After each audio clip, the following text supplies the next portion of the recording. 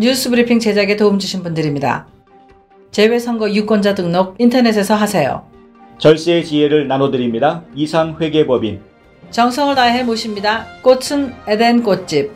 학자금과 대학 입시 상담은 AGM 인스티튜트. 한 곳에서 시작되는 안정된 미래 선우인어 보험. 30년 손맛 케이터링의 명가 참사랑. 홍성구의 뉴스브리핑 지금 시작하겠습니다. 로컬 소식입니다. 전 세계가 신종 코로나 바이러스 공포에 떨고 있다지만 정작 테네시주는 독감 때문에 골치를 앓고 있습니다. 테네시주 보건당국은 최근 독감으로 인해 사망한 어린이가 8명이라고 밝혔고 최소 20여 개 카운티 교육청이 일선 학교에 휴교령을 이미 내린 상태입니다. 주 보건당국에 따르면 2019-2020년도 플루 시즌에서 첫 사망자가 발생한 것은 지난 2019년 51주차였는데요. 이후 52주차에서 1명이 추가로 사망했고 2020년 1주차부터는 매주 2명씩 추가로 사망했습니다. 현재까지 플루로 인해 사망한 환자 8명은 모두 어린이였습니다. 이로 인해 테네시주 동부지역 일선 학교들에는 이번 주 휴교령이 이미 내려진 상태여서 휴교 일정을 점차 연장하고 있습니다.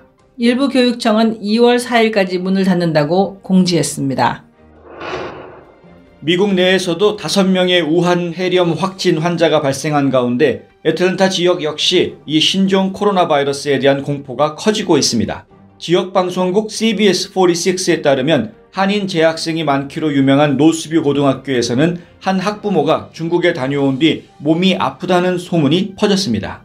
급기야 학교 교장이 전교생과 학부모들에게 이메일을 보내 학교가 CDC와 협력하고 있고 현재까지 감염 확진 사례가 없다며 불안감을 가라앉히기 위해 이 통신문을 보낸다고 밝혔습니다. 이 같은 괴소문은 아시아계 재학생이 많은 조지아 공과대학에서도 마찬가지로 있는 것으로 알려졌는데요.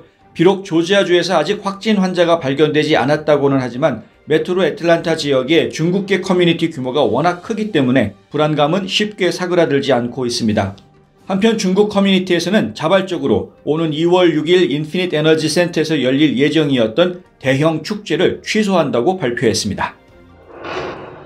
조지아주 공공안전부는 최근 훈련생 기수 전원이 부정행위를 한 사실이 조사됨에 따라 30명의 주 경찰관을 해고했다고 29일 밝혔습니다. 사실상 한 기수 전체를 해고하는 이례적인 사태가 벌어진 것인데요. 주 순찰대 생도들이 과속감지 시험에서 부정행위를 했다는 내용의 제보가 접수돼 공안부가 조사한 결과 혐의가 확인된 것입니다. 문제의 생도들은 제106기로 총 33명의 생도가 있었는데요. 그중 1명은 졸업 후 사직했고 1명은 이전에 해고되고 1명은 병가 중입니다. 이 3명을 제외한 나머지 30명은 모두 어제 해고됐습니다. 이들은 졸업한 이후 133장의 과속 티켓을 뗐는데요. 주 공안부는 이 티켓들 대부분이 취소될 것이라고 밝혔습니다. 지구촌 소식입니다. 유엔이 지난해 여름 해커들로부터 사이버 공격을 받은 사실을 확인했다고 AP/AFP 통신이 29일 보도했습니다. 당초 유엔은 해킹당한 사실을 내부에서도 공개하지 않았는데요. 새로운 인도주의라는 이름의 기관이 사이버 공격을 받은 내용이 담긴 유엔 기밀 보고서를 입수했다고 밝히자 유엔이 이를 인정한 것입니다. 지난해 9월 20일 작성된 이 보고서에는 해커들이 스위스 제네바와 오스트리아 빈에 있는 유엔 서버 수십 대에 침입한 과정을 상세히 담고 있습니다.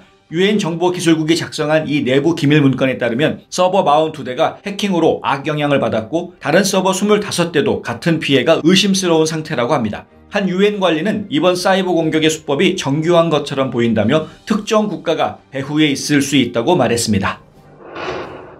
한국무역협회 워싱턴 지부에 따르면 개정된 한미 자유무역협정의 시행 1년 동안 한국과 미국의 교역량은 증가해 최대치를 기록하는 한편 미국 측 적자 폭이 크게 줄어든 것으로 집계됐습니다.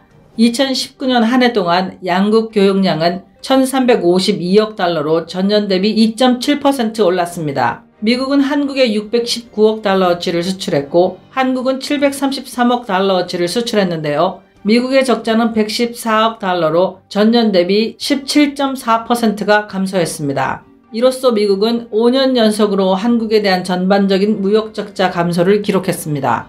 특히 미국의 수출량은 5.1%나 늘었습니다. 무역협회는 한미 FDA의 영향에 대해 두 나라는 더욱 균형 잡힌 성장을 유지하고 있는 것으로 보인다며 한미 FDA가 진정한 윈윈 무역협정이라고 강조했습니다.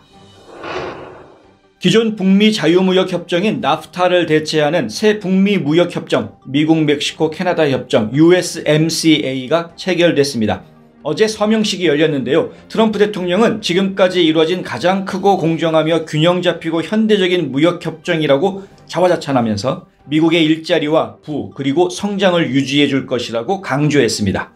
백악관도 이날 자료를 내고 이번 협정은 60여만 개의 일자리를 창출하고 2,350억 달러에 이르는 경제활동을 창출할 잠재력을 갖는다고 했는데요. 낙농업 유제품 수출이 연간 3억 1,500만 달러 가까이 증가하고 최대 7만 6천 개의 자동차 산업 일자리를 창출할 것이라고 밝혔습니다. 미국 상원은 지난 16일 이 협정을 비준했고 멕시코도 작년 12월에 비준을 마쳤습니다. 캐나다가 조만간 비준을 끝내면 이번 협정이 공식 발효됩니다. 새 협정에는 자동차 부품의 역내 생산 비율을 높이고 관세 면제 대상인 자동차 쿼터를 늘리는 한편 미국 농산물의 캐나다 진출을 확대하는 내용 등이 담겨 있습니다. 한국 소식입니다. 남성에서 여성으로 성전환 수술을 받은 트랜스젠더가 2020학년도 신입학 전형에서 법과대학에 합격했다고 숙명여자대학교가 오늘 발표했습니다. 22세의 이 여성은 작년 10월 법원에서 성별 정정 허가를 받고 주민등록 번호도 받고 여대에 지원한 것으로 알려졌는데요. 한국에서 트랜스젠더가 여대에 합격한 사례는 이번이 처음입니다. 학교 측은 해당 여성이 합격증을 받았지만 아직 등록하지는 않은 상태라며 학교 규정상 성전환자의 지원이라 입학을 제한하고 있지는 않다고 밝혔습니다. 강릉선 KTX의 동해역과 정동진역 그리고 묵호역이 오는 3월 2일 개통됩니다. 지난 2017년 12월 강릉선 고속철도가 개통된 지 2년 3개월 만에 연장선이 운행하게 된 것입니다. 이로써 환승 없이 수도권에서 2시간 이내에 동해역까지 갈 수 있게 됐는데요. 지금까지 동해역을 가기 위해선 강릉에서 버스나 일반 열차로 환승해야 했고 시간도 서너 시간이 소요됐습니다. 이번 KTX 개통으로 수도권에서 동해까지 접근성이 향상되면서 강릉, 정동진, 동해, 삼척을 잇는 강원권 관광권역 활성화가 기대되고 있습니다. 한편 철도청은 동해 강릉 간 셔틀 열차도 운행한다고 밝혔습니다. 우한 폐렴 발원지인 중국 후베이성 우한시와 인근 지역 체류 한국인을 한국으로 데려오기 위한 전세기 한 대가 30일 밤 현지로 출발합니다. 전세기는 오후 8시 45분 인천공항에서 출발 우한에 발이 묶인 교민을 최대 360명까지 태우고 31일 오전 귀환할 예정입니다. 정부는 당초 이날 오전 10시와 정오에 각 한 대씩 2대의 전세기를 띄우고 31일에도 역시 2대를 보내 총 700여 명의 교민을 수송할 계획이었지만 중국이 전날 저녁 한 대씩 순차적으로 보내자는 입장을 밝혀오면서 당초 계획을 바꿔 2대에 나눠 데려오려 했던 360여 명의 인원을 한 대에 모두 수송할 예정입니다. 정부의 계획이 변경된 것은 중국과의 협의가 원만하지 않았기 때문으로 알려졌습니다. 외교부에 따르면 미국과 일본도 전세기 운항 계획이 여러 차례 바뀌었는데요. 중국 당국이 외국에서 전세기를 투입해 엑소더스가 빚어지는 모양새를 피하려는 것이란 분석도 나왔습니다. 2020년 1월 30일 홍성구의 뉴스 브리핑은 여기까지입니다. 시청해주셔서 감사합니다.